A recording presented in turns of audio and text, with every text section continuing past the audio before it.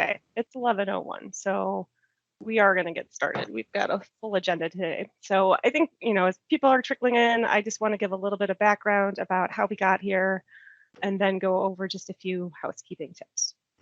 All right, so my name is Amy Bowles. I work for the USGS in Cook, Washington, which is about an hour east of Portland, Oregon, in the Columbia River Gorge. And all of my time is dedicated to a group called the Pacific Northwest Aquatic Monitoring Partnership, or PNAMP for short. PNAMP is a forum to enhance coordination and collaboration and promote best practices for aquatic monitoring. So I think it was March of 2018, my coworker at PNAMP, Sharon Olson, formed a work group to explore data visualization best practices. And by December of 2019, that group had grown to over 80 participants from 35 different agencies and tribes. And Sharon was a big fan of CDI, and so before she left USGS at the end of 2019, she started talking with Leslie Shee about joining forces. So there had been a data viz group in CDI, but it wasn't active, and Sharon thought that the PNAMP work group could benefit from tapping into data viz expertise at USGS and broadening the scope of the group. So we all agreed that was a great idea. We assembled a great team to help lead the CDI data viz collaboration area. And so here we are at our first meeting.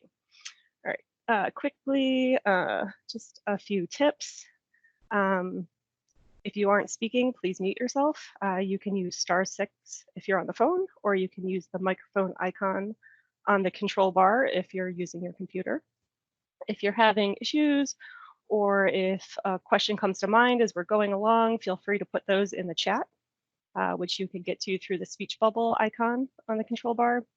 And then later on during the Q&A, you'll be able to ask questions directly, but we ask that you raise your hand, not physically, but using the hand icon on the control bar. And you can get to that control bar by just moving your mouse over the Teams window on your screen. Okay, and with that, I'm gonna pass it off to Sophie Howe. Great, thank you so much, Amy. And hi, everybody. If you can see me, I am Sophie Howe. On behalf of the organizers of the Data Visualization Collaborate Area, and there are 6 of us, I want to welcome all of you to the Collaboration Area's Kickoff webinar. We are very, very excited to have you join us today because, as Amy has mentioned, this is our effort of building on the previous data visualization group's effort or their work and bringing you our version of the data visualization collaboration area to experience 2.0. And Amy, if you can show the next slide, please. I want to briefly talk about the agenda. We'll just go over the overview of the group briefly. And we have a short activity that we would like to get to know you a little bit more after you get to know us. And of course, the heart of it is the presentation. And at the end, we would love for you to stay after the Q&A because we have a survey that we would like to get your feedback on how we should plan this collaboration area going forward. So if you are unable to stay for the whole thing, please get in touch or check out our website. Join the listserv. We'll send the survey out to you one way or the other. And like I said, this is really important to us. We love to get your feedback on how we can plan the collaboration areas work to meet your needs. Next slide, please. And so for our version or our vision for the collaboration area, we basically have these 3 goals in mind right now. Again, depending on your survey feedback, we can collaborate and modify these goals. But primarily for the 6 of us, the organizers, we really want to use this as an opportunity for us to share skills, knowledge, ideas, and also learn how we can provide meaningful critique to each other. And the primary method for doing this is by hosting events. But also through these events, we want to make sure that we're encouraging and help those voices that are new or have been underrepresented so far to shine through as we collaborate with each other. And so this is our current goals. And again, as I mentioned, it's very important for us to hear from you to see how you would like to how you would like us to plan for these for the events of this collaboration area. We're really grateful that Chuck has agreed to be our feature presenter today. The USGS COVID-19 Case Finder is a wonderful example for how data visualization can not only help our scientific research, but also bring positive impact to our community. But before we go into the presentation, we would like to introduce ourselves to you. So going forward, if you like, you will feel more comfortable in reaching out to us and give us your feedback and ask questions. So I will start. You have already met Amy. I am Sophie Howe. Technically, I am a contractor to the USGS. I am currently supporting 2 different areas, the science data management, under the science analytics and synthesis, and I'm also working with the Western Geographic Science Center. I am located in Los Angeles, and in terms of my expertise areas, I would consider myself working in the user-centered design. Basically, that's usability, UI, UX, if those are the terms that you're more familiar with. I also support data curation and management, as well as trusted digital infrastructure. Our lead organizer, Alicia Rhodes, unfortunately cannot be with us today, but we would still love for you to know a little bit more about her. So I'm now going to pass over to Colleen so she can introduce herself, but then Colleen will also say a little bit more about Alicia as well. Thank you. Hi, everybody. I'm Colleen. I am currently located in Madison, Wisconsin. I have recently moved here for my new position with USGS as a data visualization specialist with the water mission area. Like Sophie said, I want to give a shout out to Alicia Rhodes. She is my colleague at the water mission area, where she has played a key role in facilitating this group as well as organizing today's webinar. And as a data viz specialist with USGS, my expertise is in making maps, scientific figures for publications, data storytelling, and illustration. With this group, I am excited to build a supportive community to share tips and ideas, maybe learn new skills, as well as expand my worldview of data viz. I'm pretty obsessed with R. I also frequently use GIS and Adobe products for my projects, and I'm always looking to learn new tricks and tips to take that further. Thank you. Great, thanks, Colleen. And next, you will meet Dion. Dion, would you like to introduce yourself, please? Yeah, hi everybody. My name's Dion Zawani. I'm located in Bozeman, Montana, or as I like to call it, Paradise. Normally at the Northern Rocky Mountain Science Center, but I'm actually with USGS Cloud Hosting Solutions. And I have a background in geospatial sciences and human geography. But for the past couple of years, I've been working with CHS to help manage and coordinate cloud services, mostly related to data visualization and big data. But I'm looking forward to participating in this space and kind of creating a space where folks really have a chance to share best practices and resources, especially those related to communicating science to the public or collaborators or fostering real, data-driven decision making. So I'm excited to get started with the group. Great, thank you, Dion. And our 6th member or 6th organizer is Ellen. So Ellen, take it away, please. Sure. Hi, everybody. I'm Ellen. I'm the one with the Blue Jays who are across from where I'm sitting, making a lot of noise.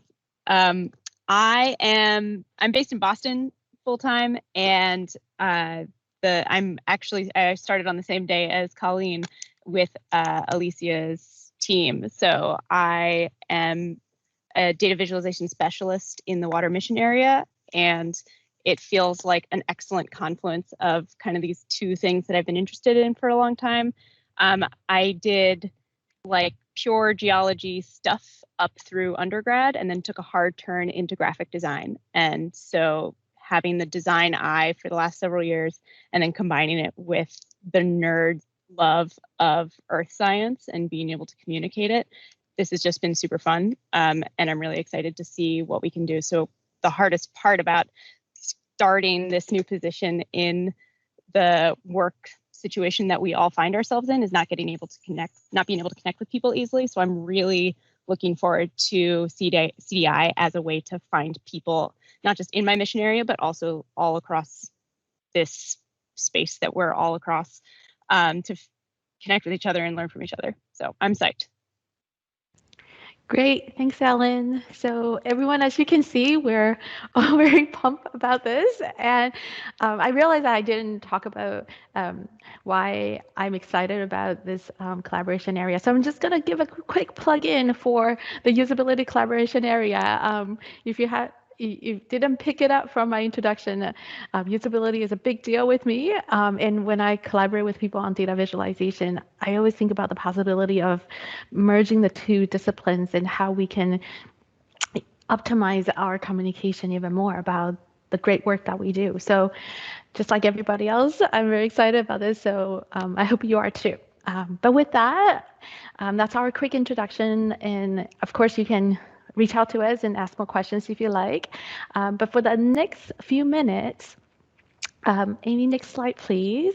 We actually like to get to know you. I'm not going to play the song in case you do know the Getting to Know You song from the King AI, but instead we're going to ask you 3 quick questions. The 3 quick questions will be in the form of quick surveys from Mentimeter, and Amy will be putting the links into the chat area. So I want to give you maybe a few seconds to locate the little thought bubble or a text bubble that you can find in the control area where it says show conversation. So the first question we would like you to participate in is to answer, what is your creative outlet? And Amy has already put that link into the chat area, and so you can head over there. You should see a view that you can put in 1 to 3 answers. And for this question, we know that data visualization is a very creative process, and so we would love to know how you feed your creative fountain. So we're seeing answers coming in. That's really exciting. Cooking is a big deal for us. That's great. Gardening, that's wonderful too. Gosh, I love all these. This is a great group of people I can definitely feel very belong to. Great, we're still changing. We're just gonna give you a few more seconds to see if we can get more answers in. Yeah, cooking still staying the top 1. That's awesome. Drinking beer. That's a great answer. That's great. Singing in the shower, whoever that is, good job. All right, wonderful. Thank you very much. And we have a couple answers in the chat area too. Thank you for putting that in. Creating maps, developing databases and applications, time flies gardening. Wonderful. Great, thank you. Thank you for participating in that. And the next Mentimeter question, or the next icebreaker question that we would like you to participate in is, how often do you create or implement data visualization? So again, Amy's put that into the chat area, and you have 5 different options, daily to all the way to you currently don't implement any data visualization yet, and that's cool. We love all experience levels to be part of our community so we can learn from each other. So I'm going to give everyone a chance to reply if you like to. Sounds like most of us are doing this on a daily basis. Ooh, we still have monthly growing, weekly growing.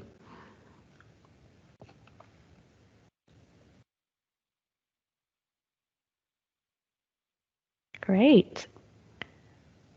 Okay, so it sounds like we have a good spread from people who are doing it on a daily basis all the way to just a few times. And like I said, that's great. We need all experience levels to be part of the community so we can learn from each other. And thank you all for those who have participated. The last question we would like you to answer so we can all get to finally get to getting to the presentation is what do you hope to gain by participating in this group? And when you open the link, it will be a free text area, so you can just start typing in answer if you like.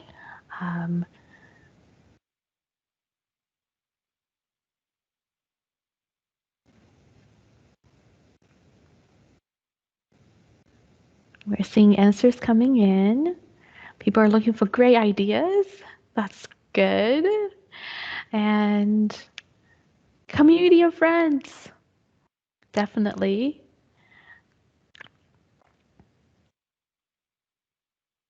Yep, more thoughts on having a community to share ideas and talking things through and getting resources.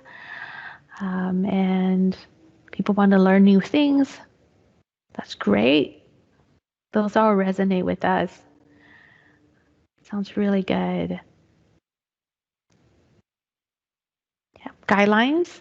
Yep. If we can get the community to share our experiences, we can definitely work on putting some guidelines together.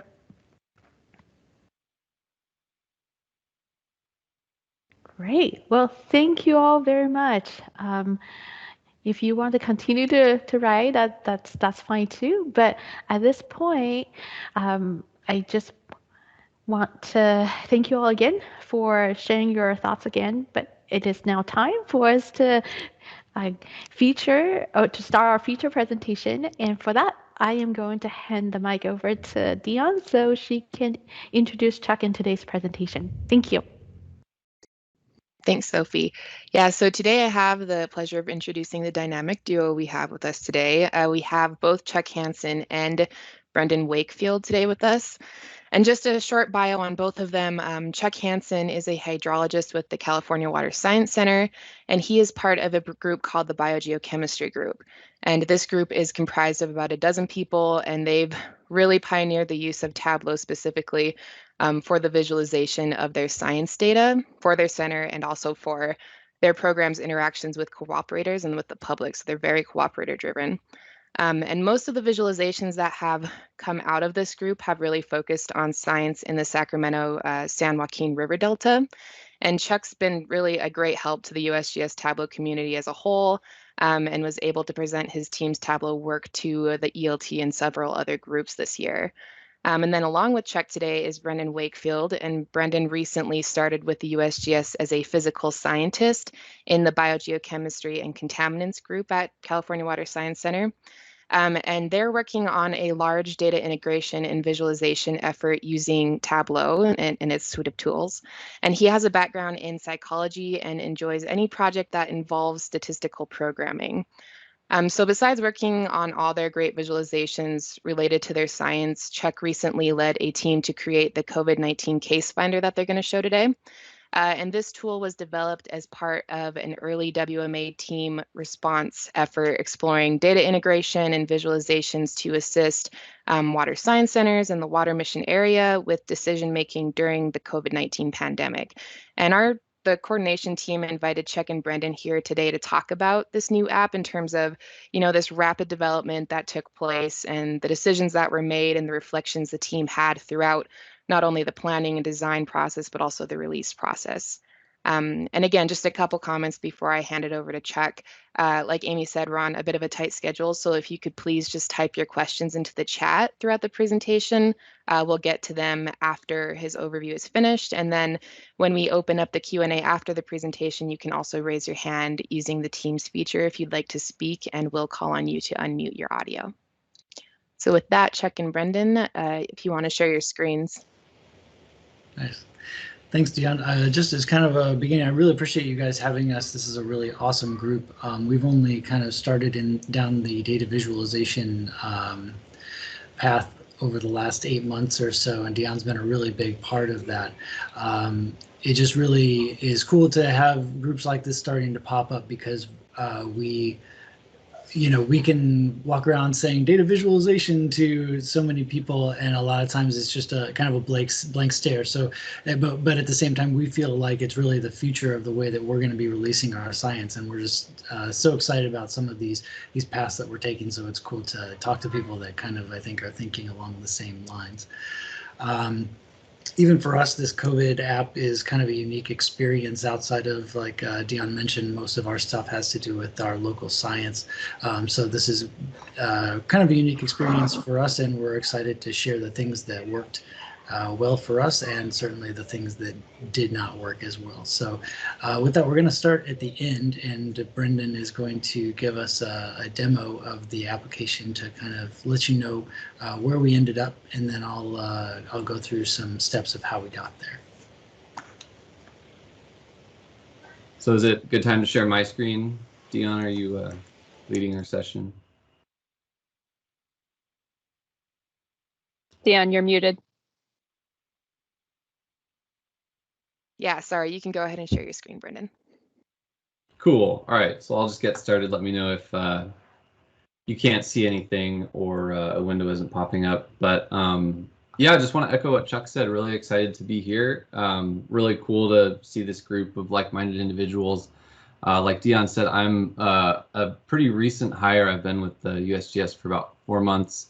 And funny enough, I got started about a month before shelter in place hit our area. So it was a lot really fast. And then we got hit with this request to build this pretty cool app in Tableau based on the COVID numbers. And so for me, I had been fairly green with Tableau before getting started. So it was a bit of a high octane crash course to get started there. But yeah, so I'll just dive into it. I'm going to show you just a little demo of the app to get us started and to get everybody excited.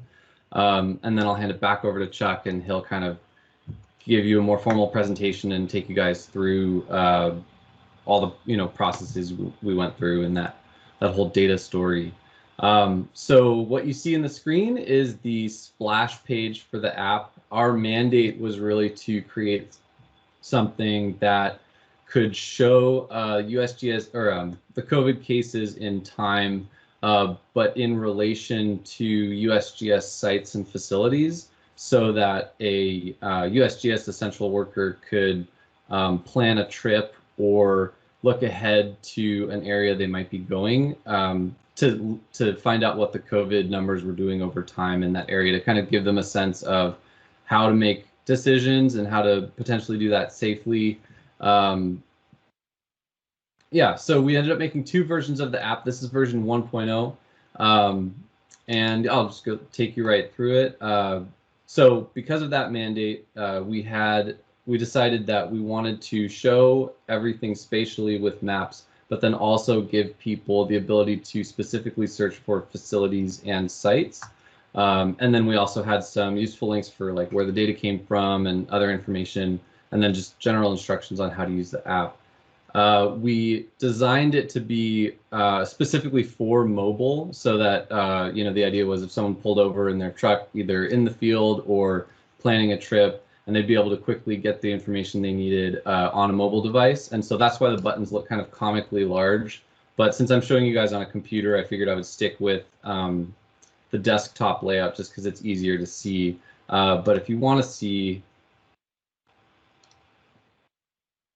the mobile layout, this is the type of thing. Everything in Tableau will resize it, and so we kind of made everything as a mobile version, and then in a desktop version as well. So, oops. It'll take us back to the desktop version, and then just kind of dive right into it. So if I want to explore the current data, it takes us to the US map. And our level of granularity here was the county level. We're pulling the data from Johns Hopkins University, and that's how it was coming out. So we kept everything at the county level. But from here, we wanted people to be able to easily zoom into an area that they might be going. And so we decided to do that based on the OPM region. That's like the Office of Personnel Management, so that they could, in theory, tap on an area and it would zoom to, a larger group of states. And then from there, they could zoom in even further, go to the state level, and then zoom in one last time to this page, which we call the county dashboard. And this is kind of the end destination for the user as they try to get to their information. And so we show the time series of the just the raw COVID numbers on the left, and then reported deaths in the line chart. And then on the right was that map, and you can see USGS facilities as black points. So if someone were going to be making that trip, they could see those points. I can go back up to the state level. I can go back to the region level, and choose a different state if I would prefer. I can go into Nevada. Say I'm going on a trip from Sacramento, where I am. I'm going to cross a county and a state line. I can then kind of quickly go back to the dashboard level for that new county, and then I have a little bit of summary statistics at the top where we show the raw cases and then the cases normalized by 100,000 of the population. And from here, I can go all the way back to the start, and then I can search by a facility if I want to.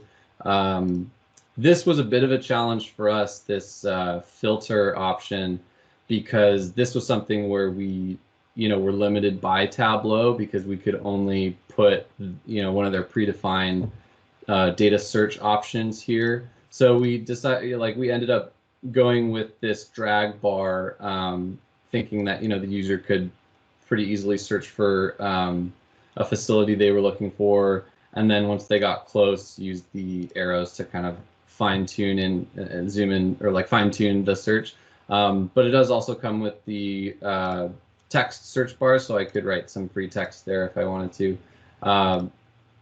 And then again, this will take me right back to the dashboard map, but I arrived here searching by a specific USGS facility rather than zooming in step by step incrementally on the map. And then just the last option was for the field sites. We stuck with the same search bar, but this is a little bit more challenging because of the way that the sites are numbered. But we still figured this was the best option, especially with mobile considerations. The other options that Tableau offers are kind of like drop-down menus or checkboxes, and so that was less than ideal. So we stuck with this. It takes me again to the dashboard showing the county time series, but then also all those sites are there. So if I know which sites I might need to visit, I can get that time series for that county.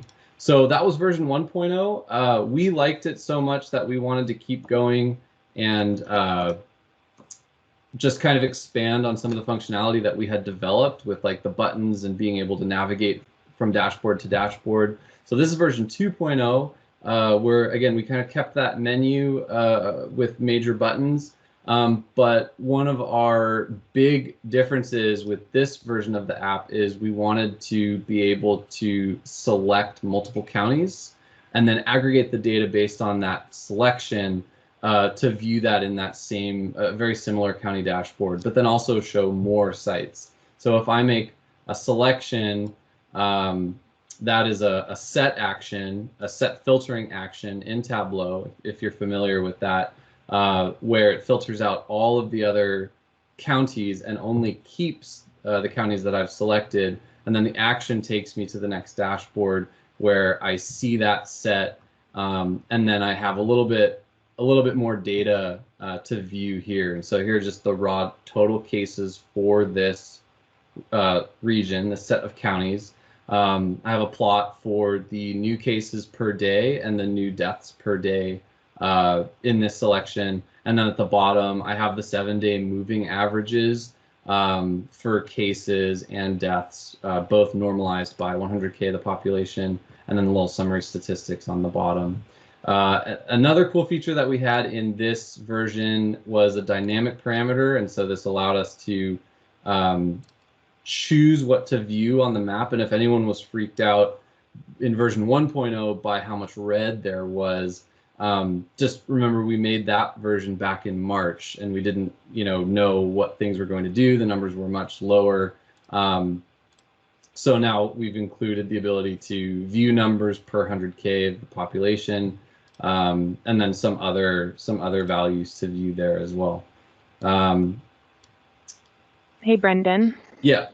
Not to interrupt you, but the screen sharing is a little choppy when you're moving your mouse around the screen. So if you just try to move your mouse a little slower so folks can see what's popping up and kind of read it. Sure. Yeah. Thanks for that feedback. Sorry about that, you guys, if anything was unclear. But that kind of wraps up the quick demo. I kind of hit the time that I was shooting for, so I'll pass it back to Chuck. But if anyone has any questions about how things were specifically done, really happy to bring this back up and talk more about it in the Q&A. So yeah, with that, Chuck, I'm going to hand it back over to you. Awesome. Thanks, Brendan. Can you see my screen? Kind of hard to tell. My Teams disappeared. All right. Nice. So thank you, Brendan. Yeah, that was a good sort of overview of kind of where we started and where we ended up from the applications perspective. And the first thing that I need to acknowledge is that Brendan and I are not the only ones that worked on this. Brian, Jen, and Thomas from our group put a lot of time and effort into this. So this was absolutely a group effort that I don't think any one of us would even try to take credit for. And there's actually a much larger group that I'll explain in a few minutes that really was the instigation for all of this and really carried a lot of this through that deserves credit as well. I think that sort of to let you really know from the beginning where we're coming from, we are a group of scientists from the California Water Science Center. We're hydrologists and chemists. We generally focus on this area east of San Francisco called the Sacramento-San Joaquin River Delta. We do a lot of work with nutrients and phytoplankton in the area and how it affects the ecosystem. So our group is about 20 people out of 350 in our center, and so we're just 5 of those 20-ish folks. Again, we're scientists. This is a happy crew back in December out on our boats collecting samples and working in the lab. And that was before we knew it. About 5 months later, we would be doing about the same stuff, hopefully with smiles on their face under their masks. But we've found our way back into the field and getting our work done. But as I'm sure the case is for many of us, the whole world kind of changed in between those 2 sets of pictures. So if you're asking yourself right now, why are we the ones building a COVID application for the USGS? That's a really good question. And the answer to that is for the past 8 months or so, we've been building visualizations for our scientific data so we can enhance the way that we are communicating our science out to our cooperators and out to the public. And Tableau as an application has really lowered the learning curve for us as basic scientists to be able to create really beautiful and dynamic applications without having to necessarily teach everyone R to use a Shiny app or teach everyone JavaScript to build leaflet applications. And as I'll show you in a minute, it's really led to a lot of awesome things for us, but it does come with its own set of restrictions, and those are the types of things that we'll need to overcome. So I was speaking a few weeks prior to the instigation of the COVID-19 task force with some folks at the water mission area. And so I believe that is what led them to ask us to be a part of this experiment where they had the idea that we could build as quickly as possible some visualizations for making decisions for our field crews and for visualizations for decision makers within the organization to make sure that we were advancing forward safely. And if you remember, this was back in March. We kind of really didn't have a good idea about what was to come yet, or really what the best way to approach a problem like this might be.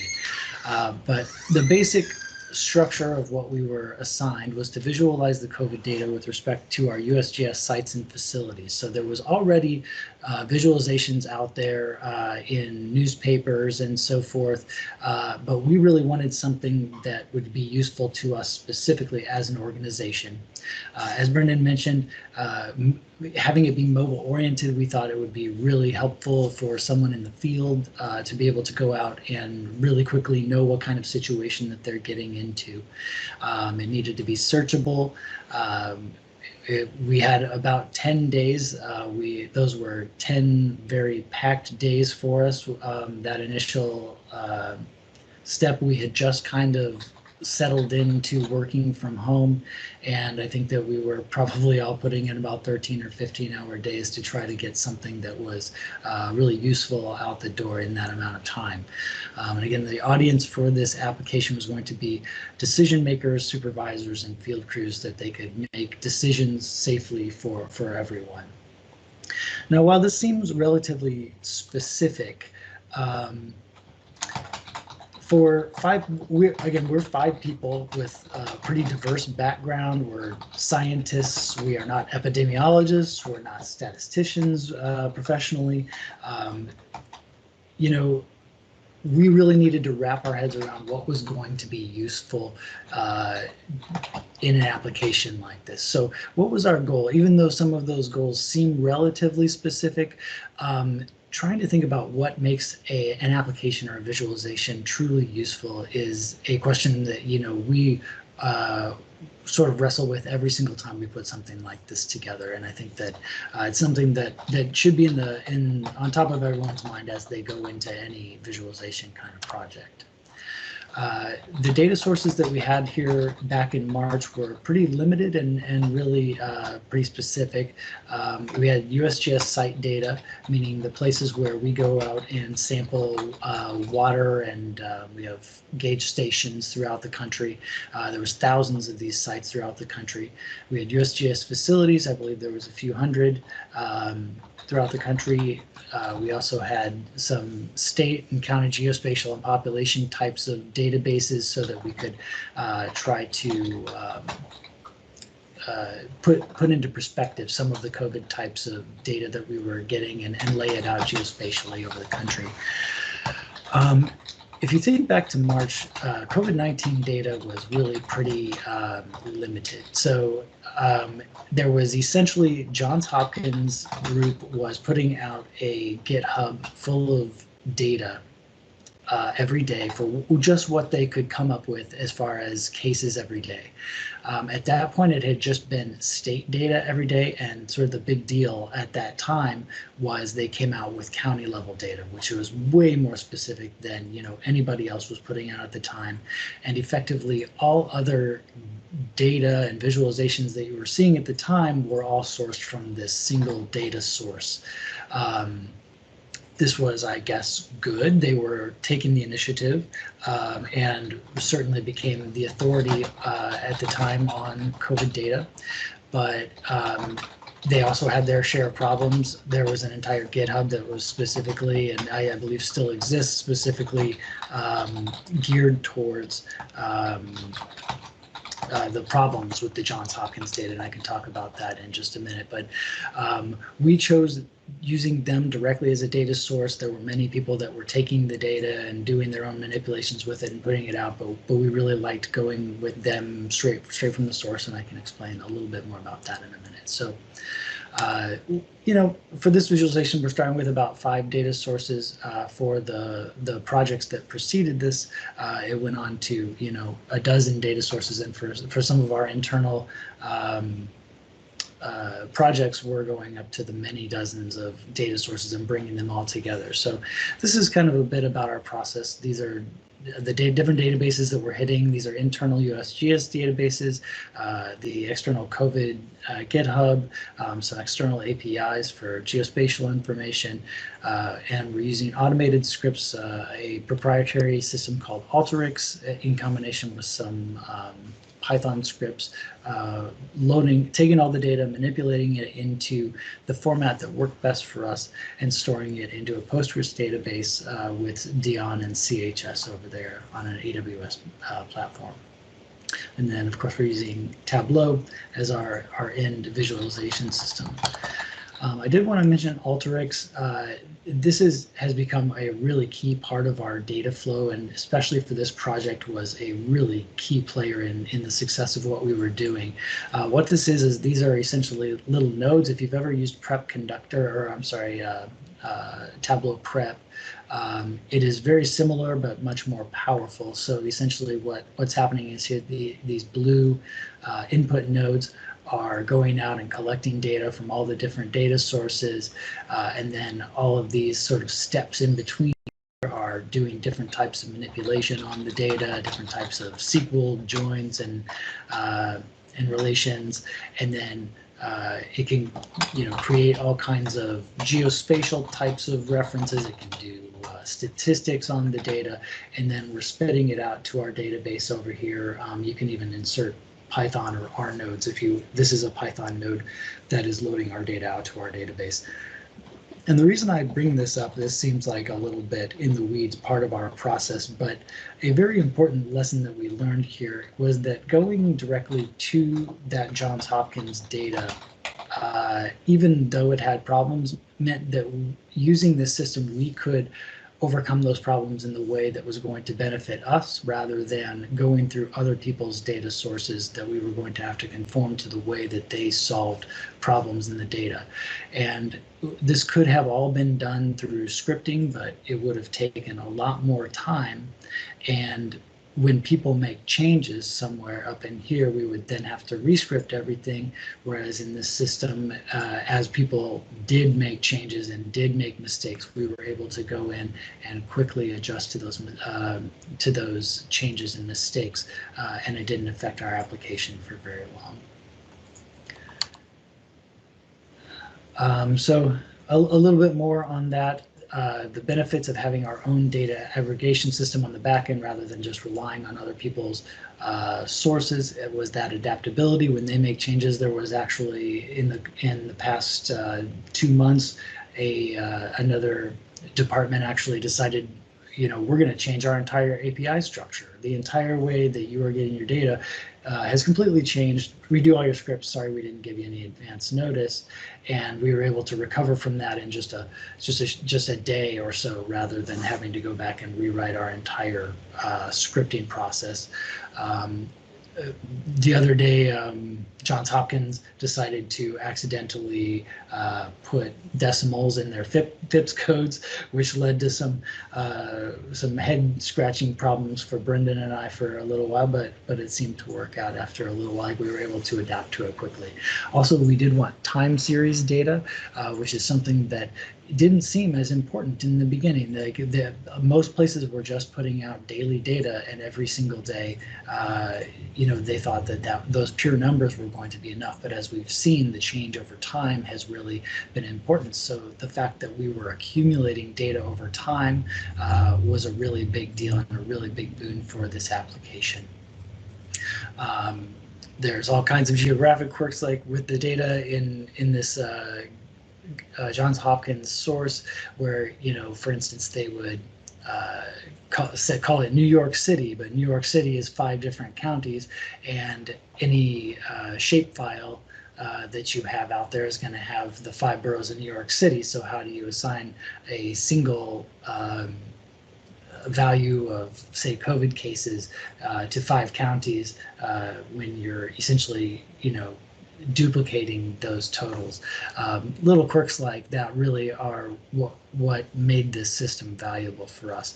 And this is a really important one. Pre-calculation of statistics in your at least in our applications, when we start to get database filled with hundreds of millions of records, and then we try to feed that through to GIS or to Tableau and ask it to then, on the fly, as a user's using it, come up with calculations of statistics. And even if they're relatively simple, that's a processor intense application. So as much of those statistics calculations that we can push up the line, either in the database or in that data system, has been extremely helpful. That's one of our sort of primary lessons that we've learned in all of our visualizations. So I guess to get to sort of the final points of this presentation, I want to hit the challenges and the successes that we've had, and then really the overarching lessons that we learned as part of this process. Hey, Chuck. Yeah. Just to interrupt real quick, I think, is there someone typing in your room? There is. Give me a.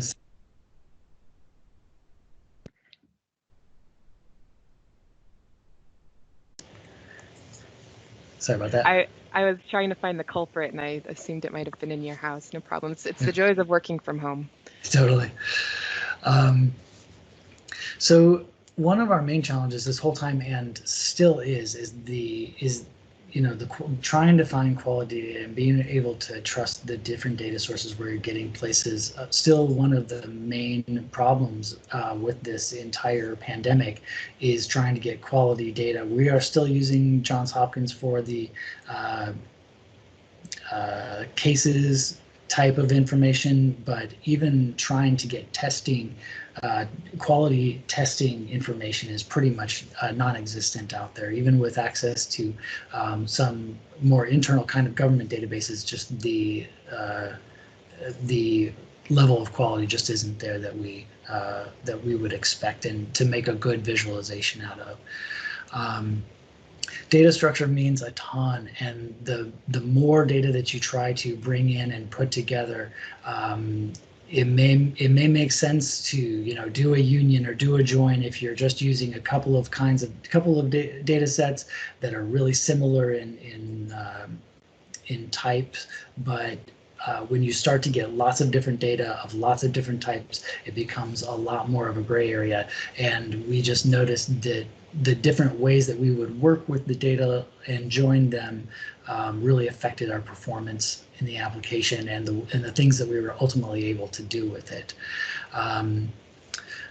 In Tableau, one of our major restrictions was that multiple geospatial layers, they just don't really have support for that. And certainly non-standard boundaries take a really long time. Things like USGS regions or hydrologic type of regions and things of that nature are a real challenge to us because you have to sort of create those types of things from scratch.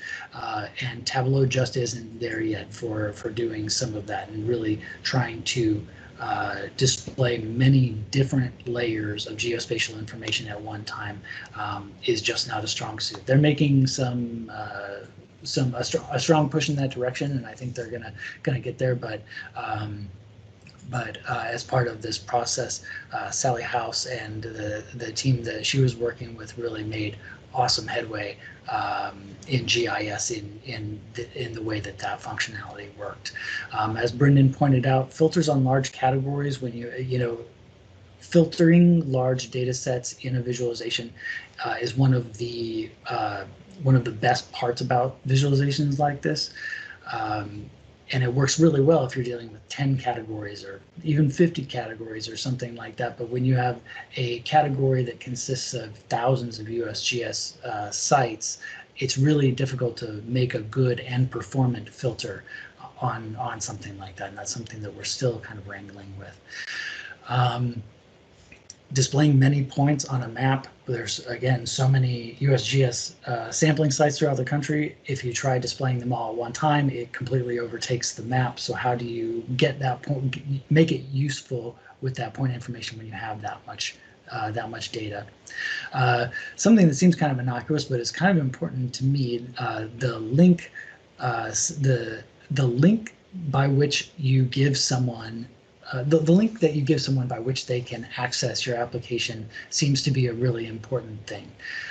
So we had some trouble where, at least internally to the USGS, we can make a dynamic URL, and this would always point to our application. This, however, only works from outside of the organization, not within the organization. So we would also be giving people this URL, which is much more difficult to remember, but it then worked both from inside our network and outside our network, and it's still something that we are still working on to try to make something more rememberable to someone. So say if you were, again, out in your truck in the field, maybe it's easier to remember tableau.usgs.gov/USGS COVID travel applet. I don't, maybe that's a little easier than the other one, but it's still not quite there because, in an emergency situation like, in our minds, this is the way that people are using this application. It would be great if someone could get there quickly and easily. Some of the successes that I think that we really nailed with this application are, one, that it's easily available everywhere. It was available by mobile. The mobile application really looks nice. It's easy to work with once you do get there, and that's a really important thing for something like an emergency type of application like this. I haven't seen anyone use Tableau in quite this same way to create more of an application type of environment or experience for the end user. Usually it's more of like a dashboard poster kind of experience. So that's something that that we're pretty proud of.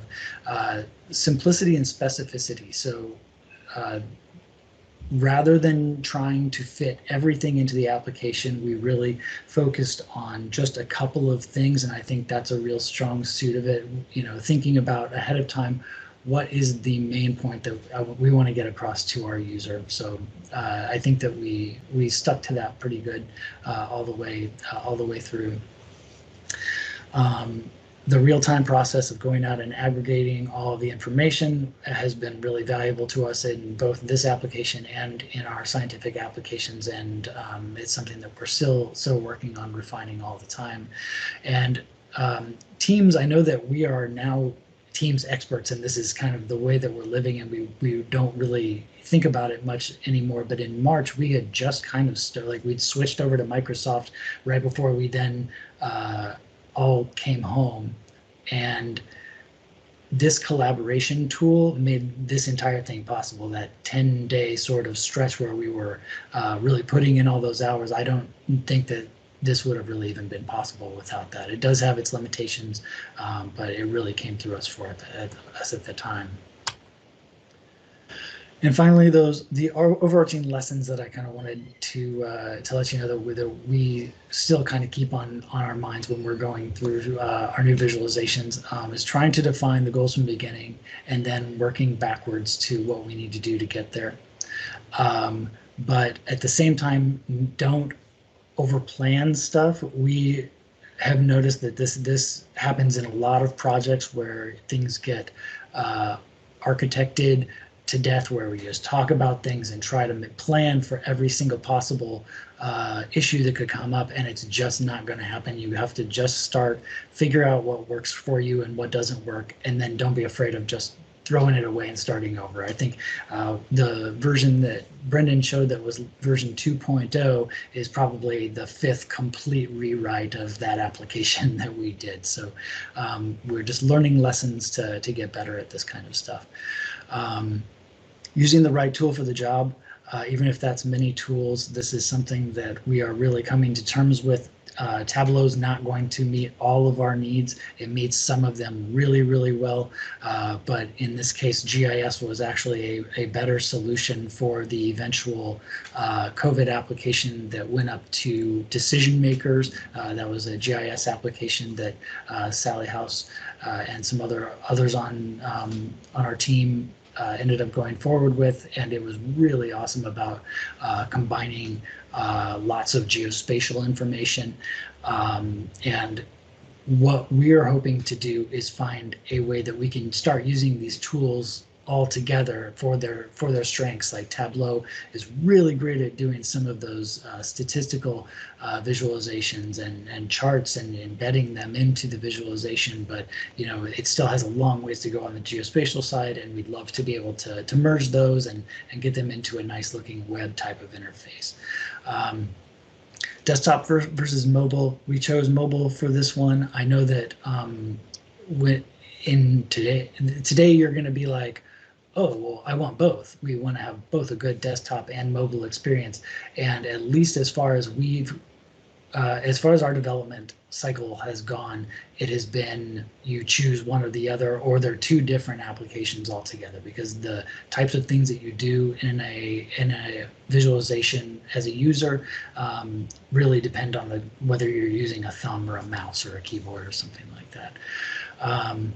Always anticipating future challenges and needs. Again, that data source thing where we kind of took that extra pain and time to set up a whole data flow where we could make changes on our own rather than relying on someone else's data sources. Seemed like a pain at the time, but it really helped us out. And I guess that same question again is what really makes a useful visualization. We're still thinking about that, and to us, we'd like to think that people are again out there in their trucks and we're saving lives because people are using their thumb to go through and find COVID information for where they're going. We know that probably isn't the case. It certainly is useful for something because I go there every day. It's a really cool way to go through and browse and see what's going on. Those, especially now over time, seeing the Sacramento County numbers that Brendan had up when he was doing his demo are terrifying, and so we're definitely moving into a new phase here, and it's interesting to be able to explore the country like this. So I don't know, we're still trying to figure it out. So I guess that's just something for everyone to think about when they're making something like this. This thanks slide is super important. Here, usually it's the afterthought, but again, the people on our team that put this together, everyone put tons of time into this and developing it multiple times over.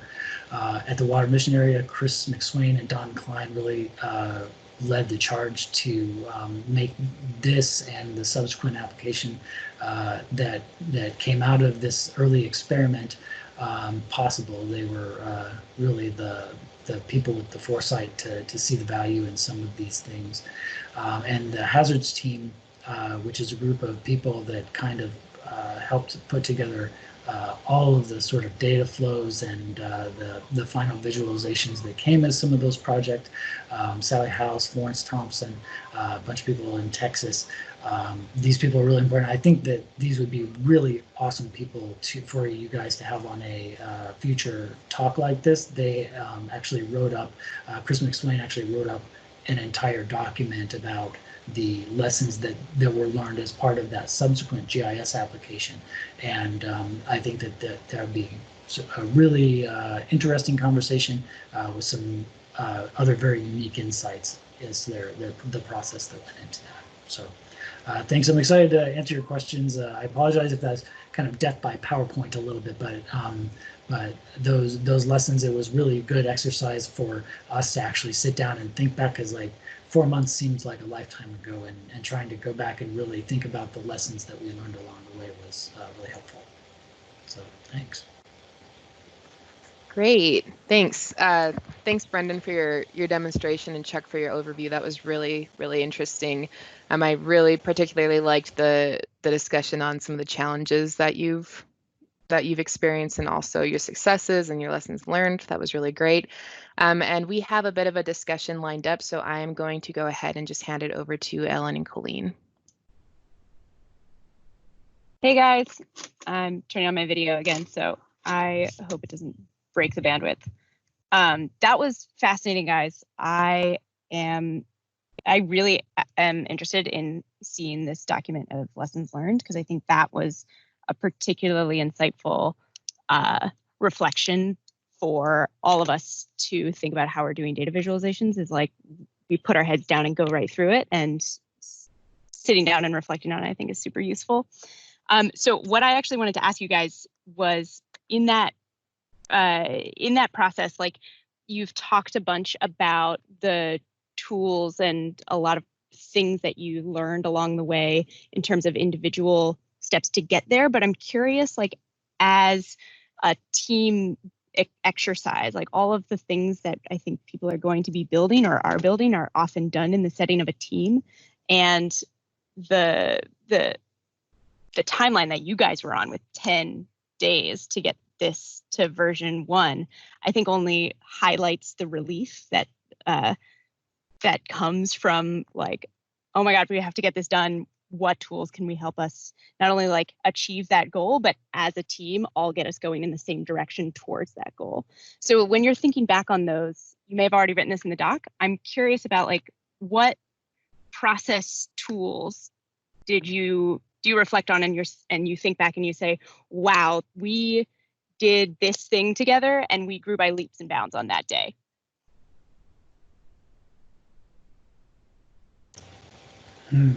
I'm going to kick this over to you in a second, Brendan, because I'm trying to think back and remember too. I know I already mentioned this, but teams really came through. The ability for us to like see each other and work that closely and toss documents back and forth was really great. At the same time, things like versioning, which are always a challenge, even in the best environments, became so crazy. You know, be like, okay, you take it for 20 minutes and go as far as you can, and now you take it. Stuff like that. Coffee came in really handy. And boy, I don't know. I think that a diverse team of people with very varied backgrounds, we could not have pulled it off. So we have Brendan with lots of statistics knowledge, and he just started with the survey with very little Tableau experience and just dove head into it. So it's like kind of the necessity type of thing that you were saying. Brian has tons of experience within the survey, lots of really high level knowledge. Jen brought design background and GIS background to the team, and then Tom had a lot of coding background and scripting stuff for data sources and things like that. So the diverse team really came through for us too. So do you have anything other to say on that? I would just second Teams. You know, like it's kind of not only is it really like the only other major piece of software that we were using other than like Tableau, but also it was very, very helpful to be able to pass document like files back and forth. And yeah, like sometimes it was so helpful that it was like kind of a hindrance, because we would have like 4 different folders, and there was like a folder in this one subgroup of this one team, but then there were also files like hidden in the files section of a particular chat. And then, you know, there would be like, sometimes there would be 3 or 4 chats that had like 3 people, 4 people, and 5 people, and you're like, oh, which chat was that in? So that was sometimes a little bit tough, but like the ability to be able to send a file, like a document or one of the versions over to someone else, like was really critical, because we did have phases where someone who like had a particular area of expertise in something was holding the master document while we were developing like that functionality. And so to be able to like pass it back and forth, and like for me, yeah, because like I had just started and I was pretty fresh with Tableau, so a lot of the times what would happen is someone would discover some functionality that worked really well for us, and then I would feel like I was just like catching up, and then by the time I understood how it worked, like it was helpful, because I was almost checking all of our like checking ourselves at every step of the way. So I think, yeah, the ability to pass it back and forth quickly, which is, you know, what Git is for and GitHub, but we were just throwing it back and forth in Teams. And so it was kind of funny. We had like several version 1.0 A1s, you know, and that kind of thing. Yeah. That's such a real struggle. I just want to like give an announcement to everybody is I'm going to toss this off to Colleen in a second, but if you guys in the audience have questions, type them into the chat, or if you want to interject, raise your hand. We'll be watching and either conglomerate questions and ask them out loud, or if you want to just talk, we'll call on you and tell you to unmute. So tossing it to Colleen. Thanks, guys. Hey guys, so very cool. I especially like the multiple county selection feature. I thought that was great. And so my first question is, will there be a 3.0? And if so, what capabilities would you add? Would you still do it in Tableau, or would you? What do you think about the future if you were to move forward on the same project?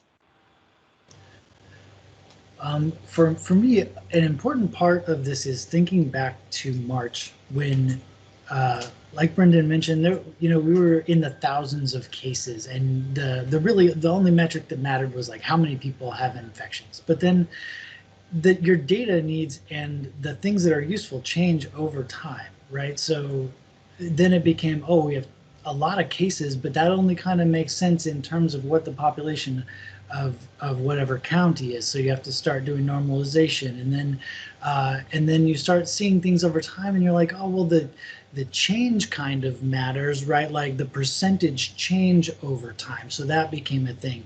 But then, all you end up with is this upward curve, and you're like, well, then you don't know if it's getting better. So then you got to figure out the daily change over time, and then you're also getting these weird things like people only get tested for COVID, or they get tested more often on the weekends and stuff. So then your lines would start doing things like this. So you got to do like 7-day average normalization type of operations. And so, yeah, I think it's stuff like that, just thinking about the way that things are going to change over time, I guess. And I guess that's what that, the new version that Brendan pointed out, we've now got a lot of those types of statistics. I think if we had the money and the drive to really push forward on this, we actually have a meeting with Sally House, who's on this call too, later today, to start talking about how do we start using these tools together to really make something that makes all the different tools shine and do all of the things that we actually want to do without feeling the pinch of, oh, my tool that I'm working with doesn't do this one thing that I want to do, and I'm going to try to do some kind of mangled operation on the data set to try to make it do something it's not really designed to do. So that, I guess, those would be my hopes if we pushed forward real hard on this.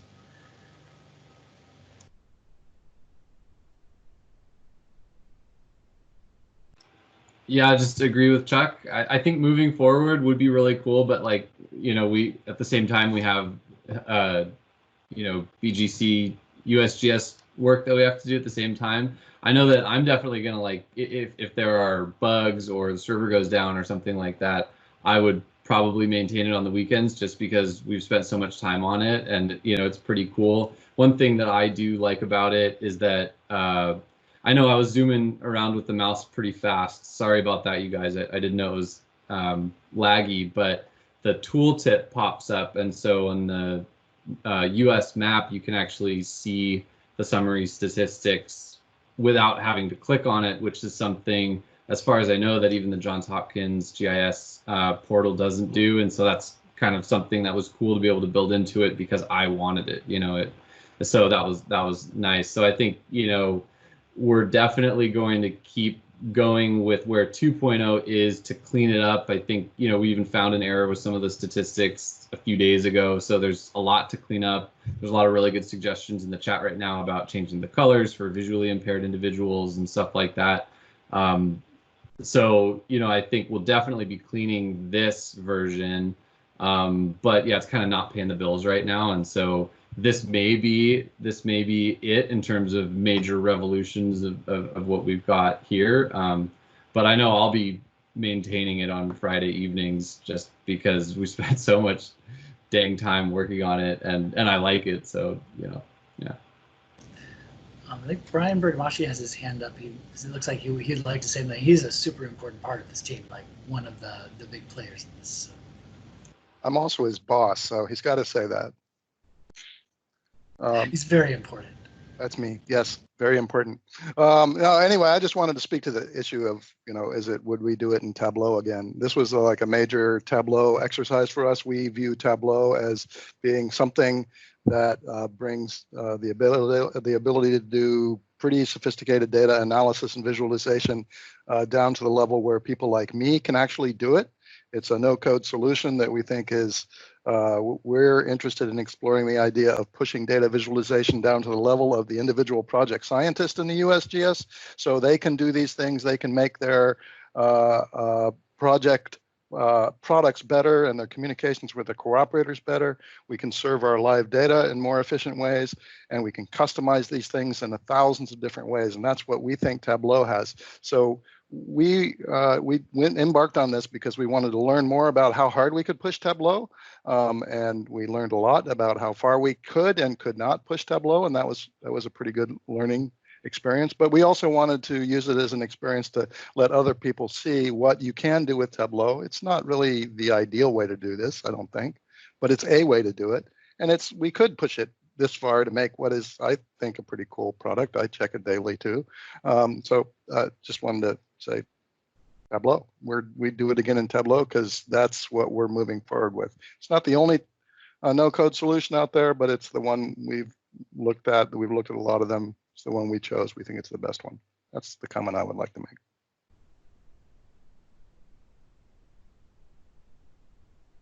Awesome. I'm going to keep my video off actually because the lawnmower just arrived. So I'm going to stay off. But Sophie, I see your hand is up. Go ahead. Great. Thank you so much. And Chuck and Brennan, thank you both so much for the presentation. Definitely very interesting, but two areas jumped out at me, and I apologize. These are the areas I am familiar with, so my questions are relating to these two areas. The first area is about usability. You both talk quite a bit about focusing on users, knowing their needs, and you obviously look into the different ways to serve the information, including the platform, including the devices. I'm just curious, was usability testing or usability considerations actively part of your design process, or was that something that was just designed into because of your experience? And particularly, I understand the short time that you have, so I'm curious about if you were actively testing, what was the strategy that you used? So that's my first question. My second question is relating to the data management side of your tool. And Chuck, you mentioned that one of the challenges is the data quality. And I'm curious, what kind of characteristics were you looking for in terms of data quality? And I guess put it from a data manager perspective, what could the data be presented that would be more useful for a researcher like you to use in your research and solutions? Thank you.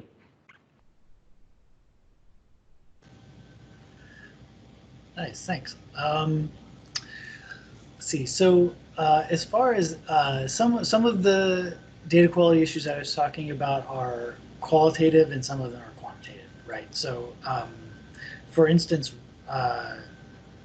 quantitative right now, testing data, which is one of the most important components to what we're doing.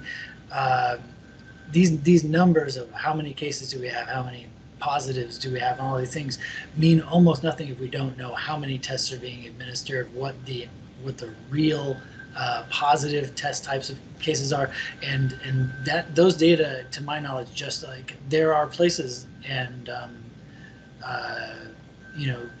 relatively trustworthy organizations that are putting these out, and I believe that that those numbers just aren't available necessarily to almost anyone as far as my assessment goes, and that's kind of scary. And I think we're all just learning as we're going through this process. And so so some of those frustrations are more qualitative, like that, just like you wish you had more because you could make a better visualization, make a better understanding as far as that goes. On the qualitative side, everything's happening on the fly. I understand that there's all kinds of issues with trying to deal with tons of data in a really short amount of time, but you really start to realize that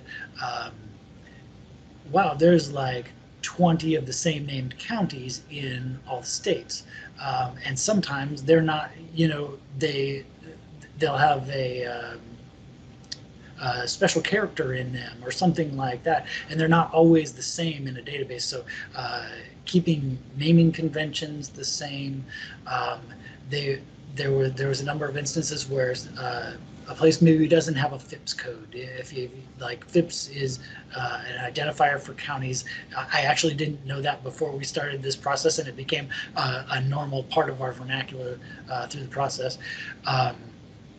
And they would randomly assign, a non-real FIPS code if one didn't exist, and things like that like, I don't know. I don't know the right solution to them, but they are frustrating as an end user to try to deal with. Stuff like that. I'll probably think of 5 better answers to that after the call. Yeah, thank you, and I would love to hear more about that. Any comments in terms of, well, actually, Brandon, anything to add or any comments on the usability testing process that you guys might have done or strategy you might have used? Yeah, I mean, nothing very extreme other than we had mobile devices and we just tested it as we went. We kind of just found out what worked. We were sending the links to our phones and tablets just to see how it looked. Tableau actually gives you a nice preview based on the device, and it actually gets as specific as like the Samsung Note Galaxy like 7. You can, because it has the dimensions of the page. So that was pretty helpful, but really you do have to play with it. Little things did pop up that we didn't think about until we were like, blundering around with our thumbs. And so that really did help out to actually use it as a user. So yeah, just add that, that's all.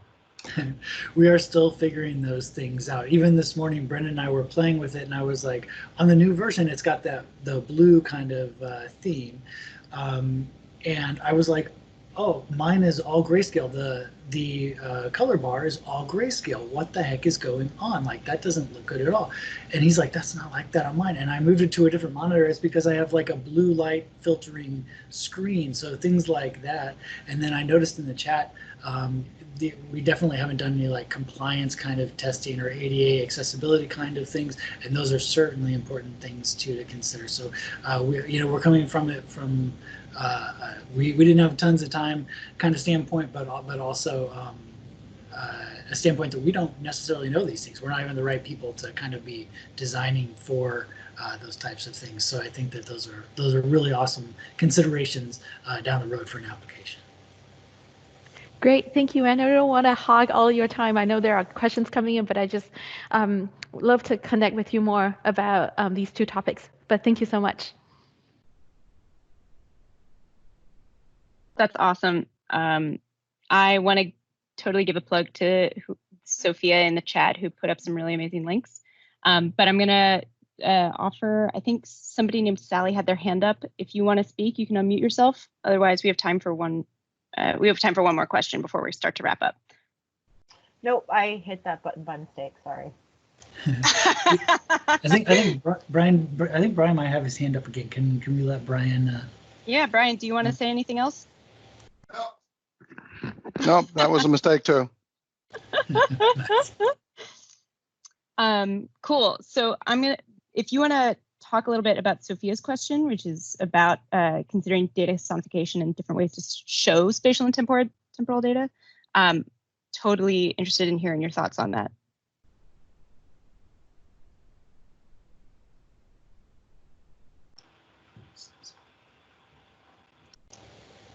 Oh, hello again. Nice to see you. Sorry, I had to unmute myself. And it's cool to see the live captioning now that's all activated for all of us on Teams. So yeah, just wanted to follow up. I've just been coming across these really great videos. I initially came across it through a LinkedIn post, and then every so often when he creates a new video, I'm always excited to see what it will be. He does a good job. I mean, I think you can do only so much on a map. And so I think he does a good job of showing space, location, just based on just naming the country or the state or whatever it is. But using sound as another way to, understand how the information is changing over time and things like that. Or using, the flag of a country as a way to show, location in that sense. But I'm wondering if I remember seeing similar things for like earthquakes using sound. So I just wondered if you guys have thought about doing that, or also with the use of Tableau, if there's still concerns with being able to integrate it in Drupal because it's not mobile friendly. Have you guys explored, or is that something that you guys are looking into? So with regard to data sonification, that is my first exposure to that word, but I'm going to start using it all the time because it sounds awesome. But I appreciate you putting the links up, and we'll definitely take a look at some of that stuff. let's see. I'm sorry, what was the second question? How I wondered if there are concerns with leveraging Tableau and putting it on like, unless it's an internal site, but putting it on like the USGS.gov sites that are Drupal.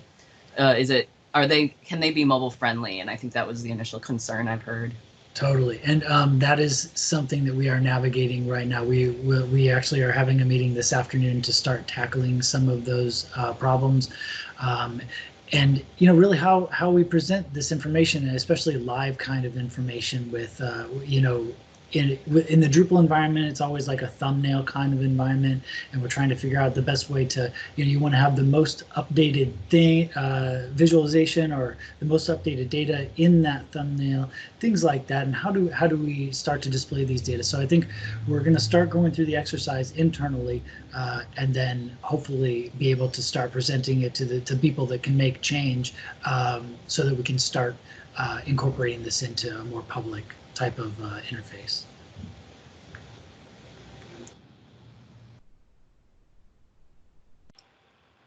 And then I can quickly just speak to sonification in Tableau.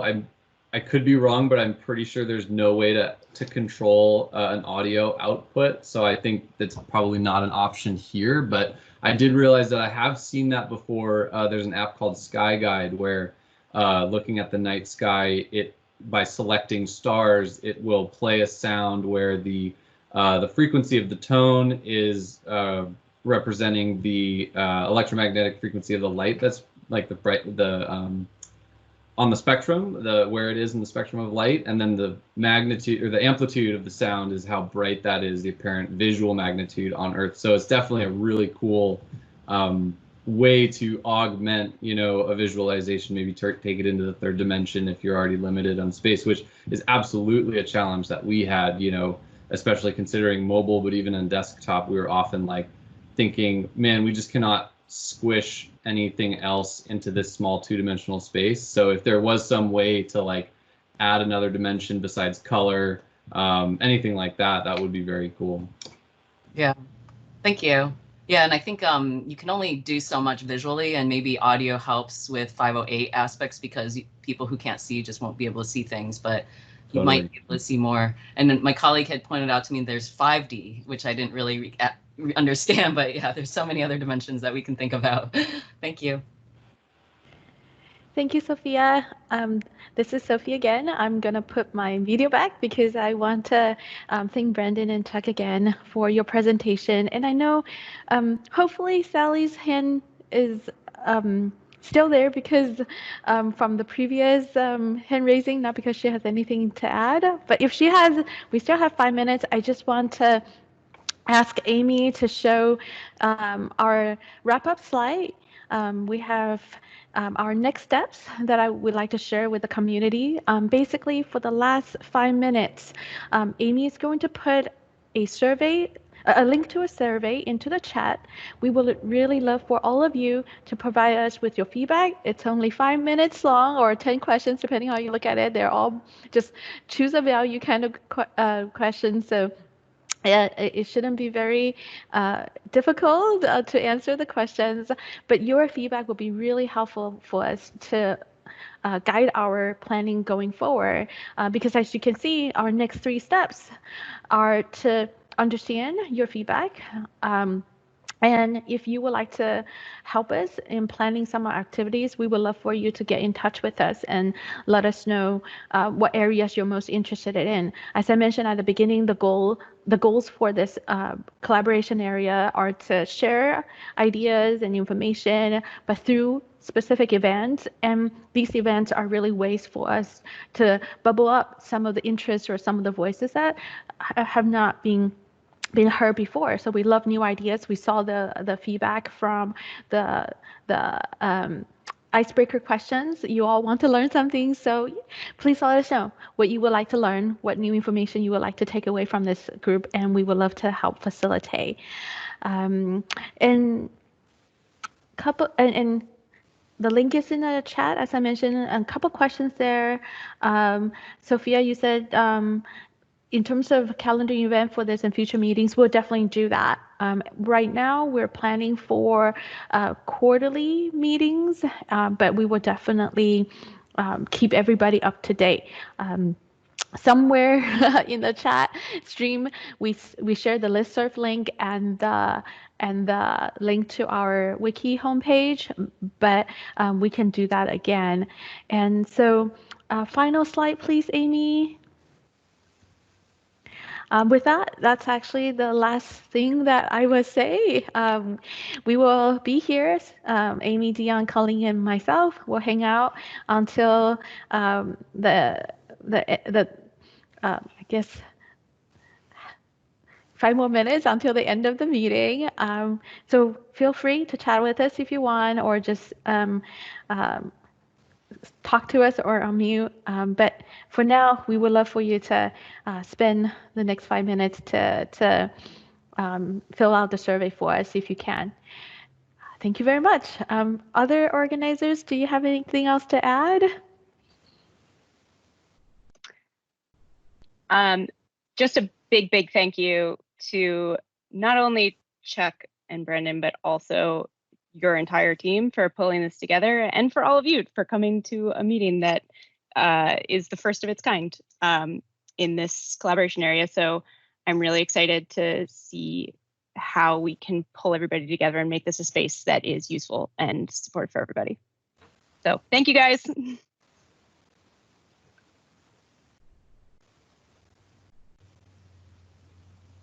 I'll just add that I love Sophia's idea of a visathon. I always like a good visathon. Have you done any? Agree. Well, we tried to host one in the Tableau user group, but it was kind of during the right when everyone started teleworking, and I had horrible timing, and there were a couple data issues, but yeah. What do you think is so cool about a visathon? Like, what does a visathon mean to you? To me specifically, I think it's just a good way for people to get their hands dirty with data that they might not have worked with before, provided that you have the same data set, which is always a good idea. And then just to work through some of the issues that might come out of using that data set, and just sharing, just seeing the different ways people visualize the same data and learning, people's different processes and stuff. I think it's just a good way to collaborate and share ideas. And have you heard of it also called like a bake-off? I have not heard of that, but that yeah, like Gartner, I think that's the name of that company or group. Gartner, right? They often compare a lot of different visualization tools or something. I remember coming across some stuff, and they do this bake-off. So they have all these different companies, whether it be Tableau or all the other similar dashboard kind of tools, and then they do this bake-off. I feel like there needs to be another name change, but maybe these days most people are baking things, so maybe it's interestingly relevant. I'm not sure. Most people said their creative outlet was cooking, so yeah, you could use bake-off.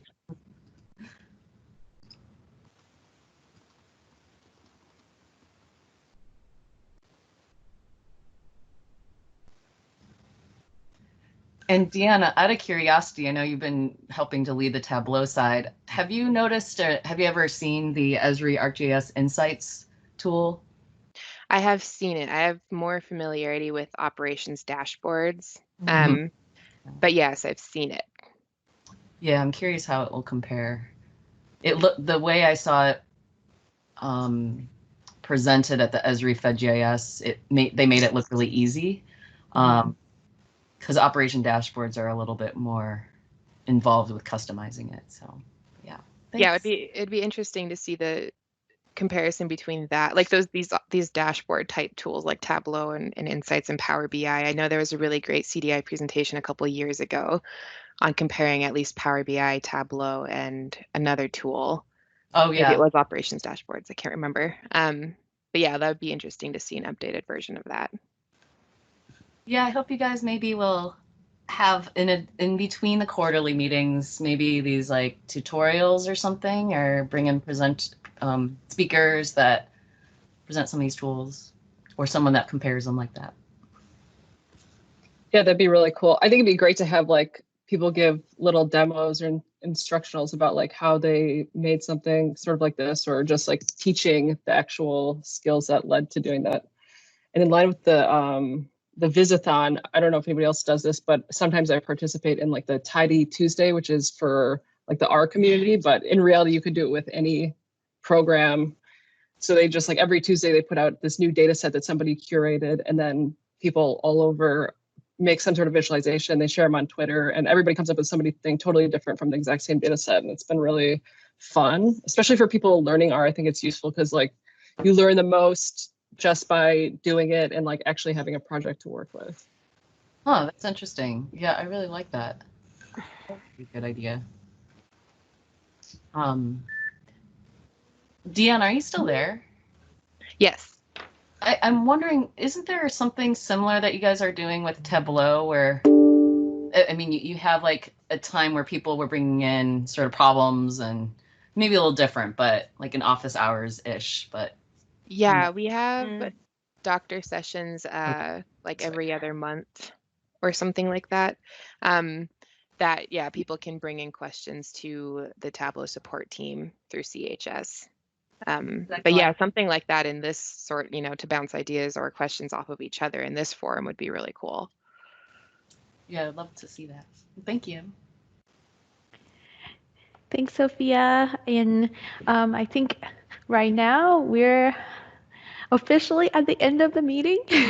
So I just want to, whoever is still on the call, thank you all again for being here. And if you're filling out the survey, double thank you for giving us your feedback. And we really look forward to seeing your responses and reviewing the results so we can go forward together.